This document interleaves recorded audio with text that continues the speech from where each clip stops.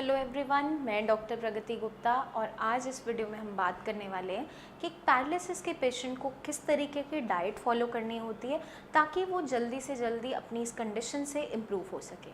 सबसे पहले हमें समझना ये ज़रूरी है कि पैरालिसिस बीमारी होती क्या है।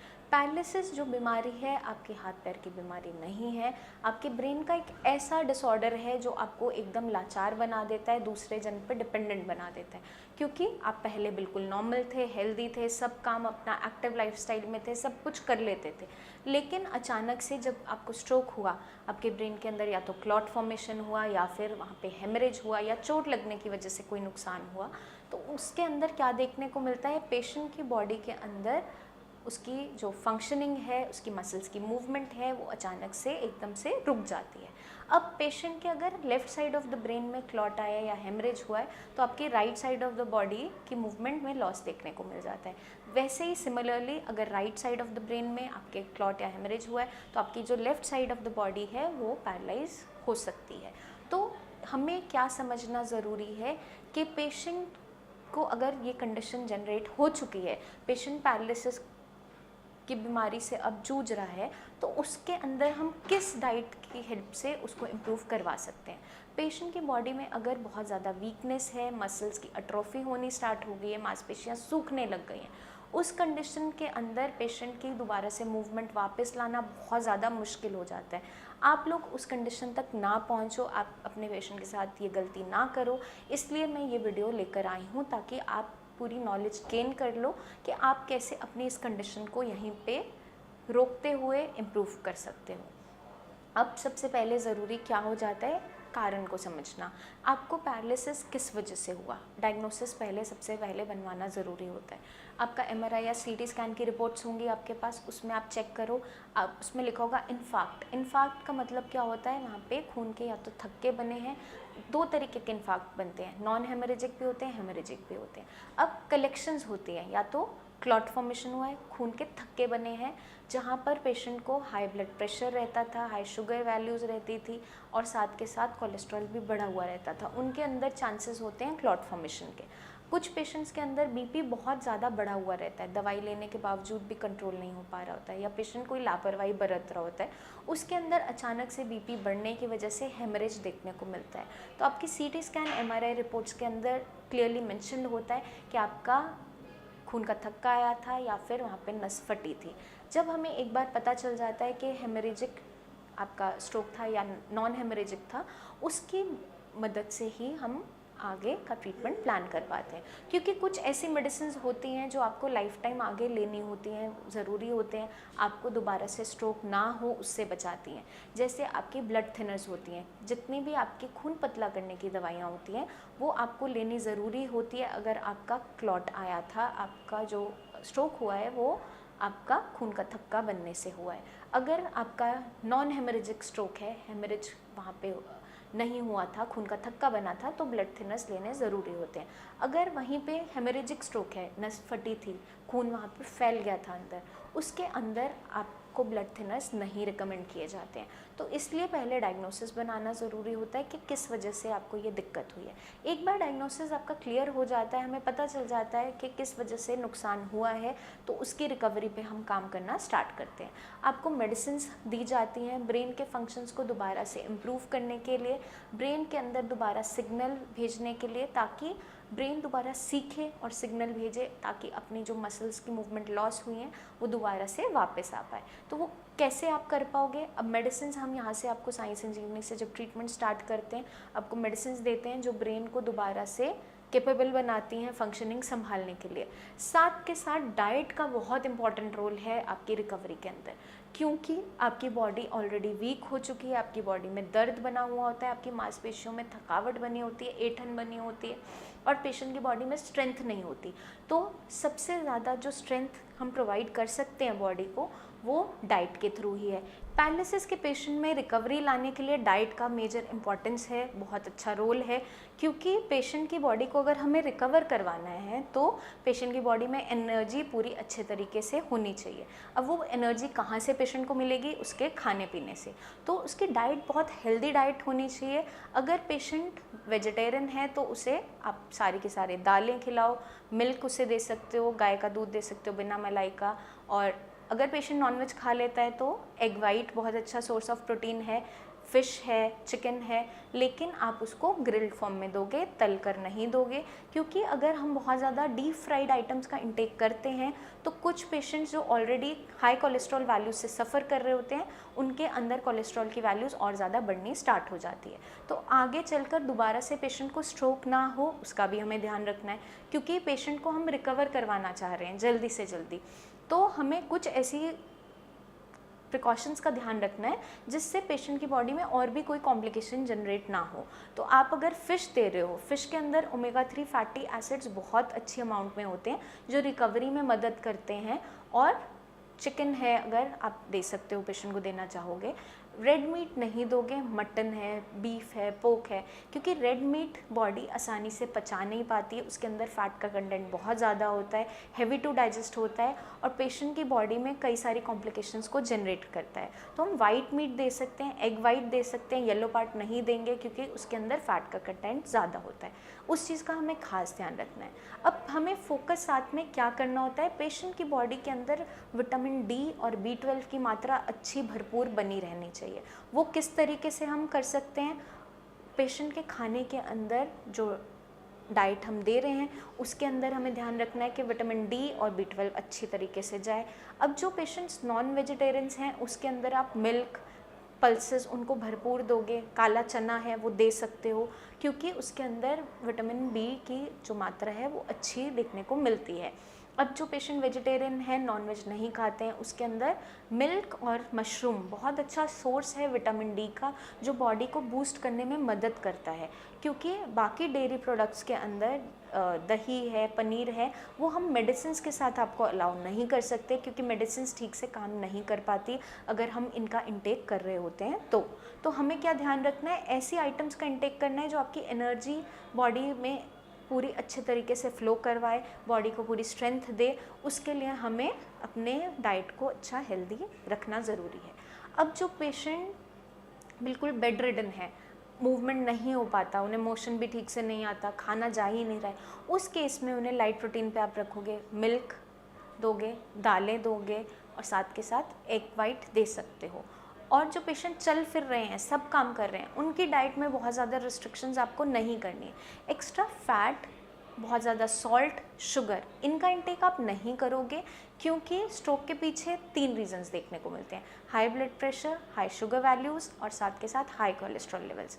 इनमें से अगर आप किसी भी चीज़ के पेशेंट हैं और आपको स्ट्रोक हुआ है तो आपको जो चीज़ें हमें इन लेवल्स को बढ़ा रही हैं उन्हें रोकना है, नहीं लेना है। जैसे कि हाई ब्लड प्रेशर के जितने भी पेशेंट्स हैं वो अपनी डाइट में सेंधा नमक इस्तेमाल करेंगे, वो भी कम मात्रा में। अगर आपकी बीपी की चार्टिंग आप कर रहे हो, 120/80 नॉर्मल बीपी आ रहा है, तो आप एक चुटकी सेंधा नमक अपने खाने में ले सकते हो। लेकिन अगर इससे ऊपर जा रही है आपकी बीपी की वैल्यूज़ तो आप खाने में नमक नहीं लोगे। आपको ये कैसे पता चलेगा? अपनी डेली बीपी की चार्टिंग करो, मशीन रखो, लिखो उसे और मॉनिटर करते रहो, क्योंकि अगर हमने लापरवाही इस स्टेप पे की तो दोबारा चलकर भी हमें स्ट्रोक हो सकता है। अगर कोई हाई शुगर लेवल्स जिनके रहते हैं, डायबिटिक है पेशेंट, उसके अंदर डेली शुगर की चार्टिंग करोगे, उसमें आप अपना जितने भी आपके स्टार्ची फूड हैं और जितने भी आपके हाई कार्बोहाइड्रेट वाले आइटम्स हैं वो नहीं लोगे, जैसे आलू है, चावल है, चीनी है और आपके जितने भी रिफाइंड फूड्स होते हैं जैसे कि मैदा है, इसका इंटेक आप नहीं करोगे। क्योंकि अगर आप ये चीज़ें अपनी डाइट में लेते रहोगे, आपकी शुगर वैल्यूज़ बढ़ती चली जाएंगी। एक बार आपको स्ट्रोक हो चुका है, आपको हम रिकवर करवा रहे हैं, लेकिन दोबारा अगर ये दिक्कत जनरेट होती है तो हमारे लिए बहुत मुश्किल हो जाता है पेशेंट को वहाँ पे स्टेबल करवाना। तो वो लापरवाही आपने नहीं करनी है। जितने भी हाई कोलेस्ट्रॉल के पेशेंट रहते हैं, जिनके अंदर कोलेस्ट्रॉल बढ़ा हुआ देखने को मिलता है जब आप अपना लिपिड प्रोफाइल टेस्ट करवाते हो, उसके लिए आपकी मेडिसिन्स कुछ चल रही होती है कोलेस्ट्रॉल को कम करने के लिए, लेकिन साथ में आपको ऐसी डाइट लेनी है जो आपके गुड कोलेस्ट्रॉल को बॉडी के अंदर बढ़ाए। अब आपके जितने भी नट्स होते हैं जैसे अखरोट है, बादाम है, ये आप ले सकते हो। इसको आप भिगो के लोगे, आपने ऐसे नॉर्मली कंज्यूम नहीं करना है। रात में उसको भिगोया, सुबह दूध के साथ आप उसको ले सकते हो। वो आपके गुड कोलेस्ट्रॉल को बढ़ाएगा बॉडी के अंदर, आपके मेटाबॉलिज्म को अच्छा रखेगा और आपकी रिकवरी में मदद करेगा। तो आप क्या ले सकते हो, ड्राई फ्रूट्स में सिर्फ आप लोगे बादाम और अखरोट, उसको भिगो के। तो आप ये डेली अपना कंज्यूम कर सकते हो। और जितने भी पेशेंट्स के अंदर बहुत ज़्यादा कमज़ोरी देखने को मिलती है, मसल्स बिल्कुल सूख चुके हैं, उसके अंदर प्रोटीन की मात्रा अच्छी देनी ज़रूरी हो जाती है। क्योंकि अगर मांसपेशियों में ताकत होगी तभी तो ब्रेन जब सिग्नल भेजेगा वो चल पाएंगी। अगर आपकी मांसपेशियाँ बिल्कुल सूख चुकी हैं, पतली पड़ गई हैं, ब्रेन कमांड भेज भी रहा है तो वो कमांड वेस्ट हो रही है। वो चीज़ हमें नहीं होने देना है। तो हमें पेशेंट के डाइट को बिल्कुल अच्छा रखना है, सिर्फ उबला उबला खाना नहीं उसको देना है। उसका खाना ऐसा होना चाहिए जिसके अंदर फ्लेवर हो पर वो हेल्दी भी हो। क्योंकि अगर बहुत लंबे टाइम तक हम बॉइल्ड फूड पे पेशेंट को रखते हैं तो पेशेंट की बॉडी के अंदर बहुत सी वीकनेस तैयार होनी शुरू हो जाती है। और एक टाइम ऐसा आता है जहाँ पेशेंट खाना खाना ही छोड़ देता है। पेशेंट के खाने के अंदर स्पाइसेस हो, फ्लेवर हो, लेकिन ऐसी चीज़ें ना हो जो उसको नुकसान पहुँचाए। उसके अंदर क्या है, घी तेल की मात्रा आप खाने में कम से कम इस्तेमाल करोगे। पेशेंट के लिए आप ऑलिव ऑयल यूज़ कर सकते हो, देसी घी इस्तेमाल करना चाहो कर सकते हो, कम मात्रा में। ऊपर तैरता हुआ नहीं नज़र आना चाहिए। कुकिंग में जितना आपको सिर्फ तड़का लगाने के लिए इस्तेमाल करना होता है उतना ही आप करोगे। और साथ के साथ पेशेंट के खाने में जितनी भी स्पाइसेस है, जैसे हल्दी है, जीरा है, धनिया है, गरम मसाला है, अदरक, लहसुन, प्याज है, वो इस्तेमाल करना चाहो कर सकते हो, वो मना नहीं है। क्योंकि पेशेंट की अगर खाने में फ्लेवर बना रहेगा तभी वो खाना खाता रहता है, नहीं तो पेशेंट खाना खाना छोड़ देता है। क्योंकि एक टाइम ऐसा आता है जब पेशेंट बहुत ऊब जाता है परहेज़ के साथ और खाना खाना छोड़ देता है। उस कंडीशन तक पेशेंट को नहीं आने देना है। पेशेंट को आप खाने के अंदर फ्रूट्स देना चाहो फ्रूट्स दे सकते हो, लेकिन कुछ भी आप खट्टा नहीं दोगा। जो भी आपके फ्रूट्स खट्टे होते हैं वो नहीं देने हैं। जैसे कि मैंगो कच्चा होने पे खट्टा होता है, पकने पे मीठा हो जाता है, लेकिन उसमें खटास रहती है, तो वो फ्रूट आपको नहीं देना है। जो पेशेंट नॉन डायबिटिक हैं, जिनको शुगर नहीं है, उनको आप देना चाहो तो आप पपीता है, चीकू है, अमरूद है, दे सकते हो, क्योंकि उसके अंदर खटास नहीं होती है, मीठा ही होता है। या कस्टर्ड एप्पल है, देना चाहो दे सकते हो। और जो पेशेंट डायबिटिक हैं उनके अंदर आप एक छोटी कटोरी fruit, 150 gram of fruit daily दे सकते हो। उसमें मिक्स फ्रूट दोगे। सिट्रस फ्रूट्स डायबिटिक पेशेंट्स के लिए अच्छा होता है, लेकिन जब तक हमारा ट्रीटमेंट आपका यहाँ से साई संजीवनी से चल रहा है तब तक आप उनको सिट्रस फ्रूट्स नहीं दोगे। तो उन्हें आप देना चाहो एप्पल दे सकते हो, और पपाया दे सकते हो, जामुन देना चाहो जामुन दे सकते हो, साथ के साथ गुआवा दे सकते हो। तो मिक्स फ्रूट करके भी आप एक छोटी कटोरी 150 ग्राम फ्रूट से ऊपर फ्रूट आपको एक्सीड नहीं करना है। पेशेंट के डाइट के अंदर फाइबर होना भी ज़रूरी है ताकि उसकी मोशन अच्छे तरीके से क्लियर होती रहे। तो उसको आप स्टीम करके सैलड्स दे सकते हो स्टीम्ड फॉर्म में, क्योंकि पेट आसानी से पचा पाता है। कच्चे फॉर्म में वो डाइजेस्ट आसानी से नहीं कर पाता है। आप वेजिटेबल्स का सूप बनाकर, क्लियर सूप बनाकर दे सकते हो, ताकि फाइबर पेशेंट की बॉडी में अच्छा रहे, उसकी मोशन अच्छे तरीके से पास होती रहे, ताकि उसका डाइजेशन अच्छा रहे। क्योंकि पैरालिसिस के जितने पेशेंट होते हैं उनके अंदर कॉन्स्टिपेशन देखने को मिल जाती है। या तो वो पानी की मात्रा ठीक तरीके से नहीं ले रहे होते हैं, या फिर फाइब्रस कुछ भी ऐसा फूड नहीं ले रहे होते हैं। तो आपको पेशेंट को एक बैलेंस्ड हेल्दी डाइट देना है जो उसकी रिकवरी अच्छे तरीके से लाए। इस वीडियो में हमने बात की प्रोटीन एनरिच्ड फूड के बारे में, जिसमें आपकी दालें हैं, दूध है, नॉन वेजिटेरियन आइटम्स में एग्स है, चिकन है, फ़िश है, ये आप पेशेंट को दे सकते हो। साथ के साथ आपके विटामिन डी एनरिच्ड फूड के बारे में बात की, जैसे कि आपका मिल्क है, मशरूम है, इसके अंदर विटामिन डी की मात्रा अच्छी होती है। आपके एग्स हैं या फ़िश है, इसके अंदर भरपूर होती है। अब साथ के साथ हमने बात की फाइब्रस फूड के बारे में कि पेशेंट के बॉडी के अंदर फाइबर अच्छे मात्रा में जाना ज़रूरी है, ताकि पेशेंट की मोशन क्लियर रहे, पेशेंट को और कोई साथ में परेशानी, गैसेस, ट्रबल साथ में ना शुरू हो जाए। तो उसके अंदर जो भी आपके सैलड्स हैं, जैसे आप उसको या तो रॉ फॉर्म में ना देते हुए, क्योंकि पेशेंट को पचाने में दिक्कत होती है, गैस भी बनती है, तो आप सब्जियों का सूप बना सकते हो। टमाटर का आप इस्तेमाल नहीं करोगे। जितनी आपकी सीजनल वेजिटेबल्स हैं उसको आप बॉईल करके, छान के पेशेंट को दे सकते हो। उसमें थोड़ी सी काली मिर्च, हल्का सा नमक डाल सकते हो, वो पेशेंट को दे सकते हो ताकि पेशेंट आराम से उसे डाइजेस्ट कर ले। जितनी भी ठंडी चीज़ें हैं उसको अवॉइड करना है, क्योंकि पेशेंट की बॉडी में पेन जनरेट होना स्टार्ट हो जाता है। क्योंकि हम जितनी ठंडी तासीर वाली चीज़ें देते हैं पेशेंट को, उसमें क्या देखने को मिलता है, पेशेंट की बॉडी में अकड़न शुरू हो जाती है। तो आपको फ्रिज का पानी नहीं देना है। फ्रूट्स जो पेशेंट खाना चाहे खाएगा, जूसेस आप नहीं दोगे पेशेंट को, सूप दोगे वो बेटर रहेगा, क्योंकि सूप आपकी मोशन को भी अच्छा रखता है, आपके डाइजेशन को बूस्ट अप करता है। स्टीम्ड फॉर्म में, कुक्ड फॉर्म में जा रहा है तो पेशेंट को इतना ज़्यादा उस पर पचाने में काम नहीं करना पड़ता है। जितने भी स्टीम्ड फूड होते हैं, जितने भी बॉइल्ड फूड हैं, वो कच्चे खाने से ईजिली डाइजेस्ट हो जाते हैं। और पेशेंट अगर बेड रिडन है तो उसका मूवमेंट वैसे ही कम हो रही होती है, उसको आसानी से चीज़ें डाइजेस्ट नहीं हो पा रही होती हैं। तो इस तरीके का हमें खाना देना है पेशेंट को जो एनर्जी भरपूर दे, पचाने में भी आसान हो। तो पेशेंट को हमें साथ में एक्सरसाइजेज भी करवानी है, उसे खड़ा करना है, चलाने की कोशिश करना है, क्योंकि अगर पेशेंट को हम एक पोजीशन में बिठाए रखते हैं तो पेशेंट की रिकवरी रुक जाती है, क्योंकि हम उससे कोई भी मूवमेंट नहीं करा रहे। तो हमें मेडिसिन के साथ, उसकी डाइट के साथ एक्सरसाइजेज भी फॉलो करनी है, ताकि उसकी मांसपेशियाँ दोबारा से फंक्शनिंग उठा सकें, उसका ब्रेन दोबारा से सीखे। तो जितनी भी एक्टिव एक्सरसाइजेज हैं जिसमें पेशेंट की ताकत खुद की लग रही है, वो आपको करवानी है। जैसे पेशेंट को चलाना है डेली, हाथ की एक्सरसाइजेस करवानी है।